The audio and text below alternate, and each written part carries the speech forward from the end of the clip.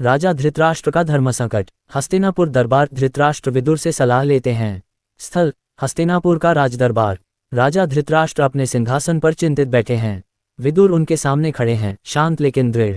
धृतराष्ट्र। विदुर, मेरा हृदय भारी है। मेरे पुत्र दुर्योधन के लिए मेरा प्रेम मुझे मेरी अंधता से भी अधिक अंधा कर रहा है। पांडव मेरे भाई के पुत्र हैं, फिर भी उनके साथ अन्याय हुआ है।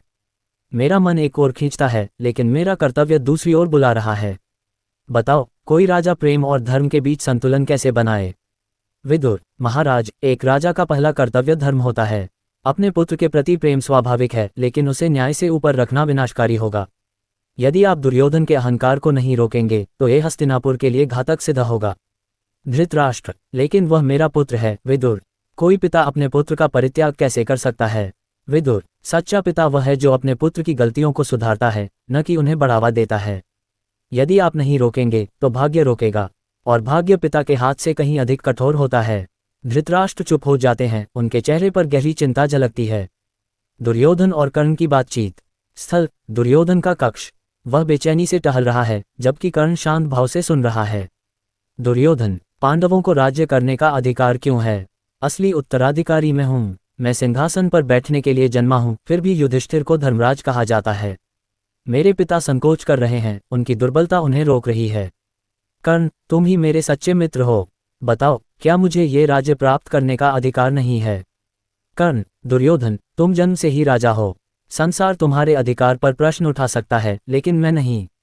तुम्हारी महत्वाकांक्षा गलत नहीं है, तुम्हारे शत्रुओं में बस इसे पाने का साहस नहीं है। डटे रहो और मैं अंतिम श्वास तक तुम्हारे साथ खड़ा रहूंगा। दुर्योधन मुस्कुराते हुए, जब तक तुम मेरे साथ हो कर्ण, मुझे किसी से भय नहीं। पांडव या तो झुकेंगे या मिटा दिए जाएंगे। वे एक दूसरे का हाथ मजबूती से पकड़ते हैं, उनकी मित्रता अटूट बनी रहती है। विदुर धृतराष्ट्र को चेतावनी देते हैं। स्थल राजमहल। विदुर धृतराष्ट्र के पास आते हैं, जो गंभीर सोच में डूबे हुए हैं। विदुर, महाराज, दुर्योधन जिस राह पर बढ़ रहा है वह केवल विनाश की ओर ले जाएगी। स्वयं श्री कृष्ण ने उसे चेतावनी दी, लेकिन वह सुनने को तैयार नहीं है। इससे पहले कि बहुत देर हो जाए, आपको उसे रोकना होगा। धृतराष्ट्र गहरी सांस लेते हुए, विदुर, मेरा हृदय व्याकुल है। मैं अपने पुत्र के विरुद्ध कैसे खड़ा हो सकता हूँ?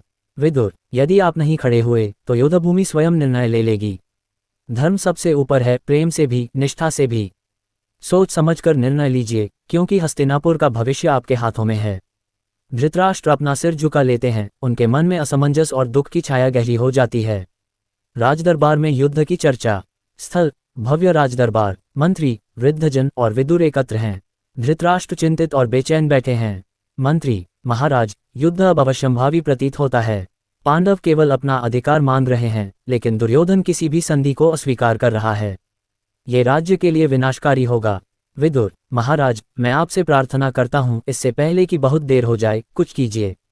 कौरव धर्म के विरुद्ध युद्ध जीत नहीं सकते। धृतराष्ट्र क्रोधित होकर, बस, मुझे मेरे पुत्र की गलतियां ज्ञात हैं, लेकिन वह मेरा पुत्र ही है। क्या कोई पिता अपने पुत्र का त्याग कर सकता है? वृद्ध, राजा केवल पिता नहीं होता, वह पूरे राज्य का रक्षक होता है।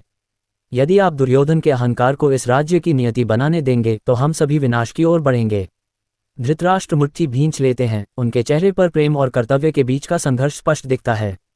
धृतराष्ट्र का एक आलाप। स्थल धृतराष्ट्र का कक्ष। वह अकेले बैठे हैं, उनका चेहरा दुख और असमंजस से घिरा हुआ है। धृतराष्ट्र कपकपाती आवाज में, ये कैसा अन्याय है? मैं राजा हूँ, फिर भी असहाय। मैं पिता हूँ, फिर भी विवश। दुर्योधन, मेरे पुत्र, मेरे रक्त, तुम्हारी महत्वाकांक्षा तुम्हें अंधा कर रही है, परंतु क्या मैं भी अंधा नहीं हूँ? क्या मैंने तुम्हारे घमंड, तुम्हारी घृणा को अनदेखा नहीं किया? विदुर धर्म की बात करते हैं, न्याय की बात करते हैं, परंतु क्या धर्म एक पिता की पीड़ा को समझता है? क्या वह उस कष्ट को मिटा सकता है जब एक राजा को अपने पुत्र और अपने राज्य में से किसी एक को चुनना पड़े? हे विधाता, यदि तुमने मुझे नेत्रहीन न बनाया होता तो क्या मैं सत्य को देख पाता? यदि युद्ध हुआ तो क्या मैं सब कुछ खो दूंगा, या क्या मैं पहले ही सब कुछ खो चुका हूँ? उनकी आवाज धीमी हो जाती है और कमरे में सन्नाटा छा जाता है। अंतिम दृश्य, आसन युद्ध की आहट। बाहर आंधी चल रही है। धृतराष्ट्र अपने स्थान पर स्थिर बैठे हैं। कहीं दूर युद्ध के नगाड़े गूंज रहे हैं, जो इस महायुद्ध की दस्तक दे रहे हैं। अगर आपको यह वीडियो पसंद आया हो तो कृपया लाइक करें और हमारे चैनल को सब्सक्राइब करें।